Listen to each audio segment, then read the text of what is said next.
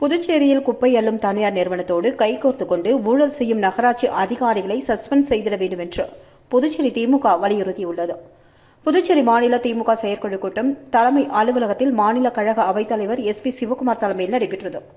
மாநில அமைப்பாளர் சிவா உள்ளிட்ட நிர்வாகிகள், தலைமை செயற்குழு, பொதுக்குழு உறுப்பினர்கள், முன்னாள் இந்நாள் சட்டமன்ற உறுப்பினர்கள் மற்றும் அனைத்து அணிகளின் நிர்வாகிகள் என பலர் கலந்து கொண்டனர். கூட்டத்தில் கலைஞரின் நூற்றாண்டு நிறைவு விழா மற்றும் ஜூன் 3ஆம் தேதி கலைஞரின் 101வது பிறந்தநாள் விழாவை கொண்டாடுவது, புதுச்சேரி பாராளுமன்ற தொகுதி தேர்தல் வாக்கு எண்ணிக்கைக்கு முகவர்கள் செல்வது சம்பந்தமாக ஆலோசனை நடத்தப்பட்டது.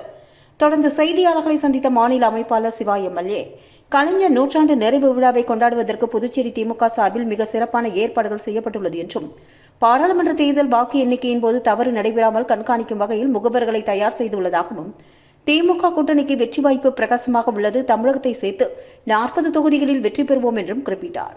புதுச்சேரியில் குப்பை அள்ளும் தனியார் நிறுவனத்துடன் நகராட்சி அதிகாரிகள் கைகோர்த்துக் கொண்டு ஊழலில் ஈடுபட்டுள்ளதாக கூறிய அவர், எந்த நோக்கத்திற்காக குப்பை அள்ளும் பணி தனியாருக்கு ஒப்படைக்கப்பட்டதோ அந்த நோக்கம் நிறைவேற்றவில்லை என்று குற்றம் சாட்டினார்.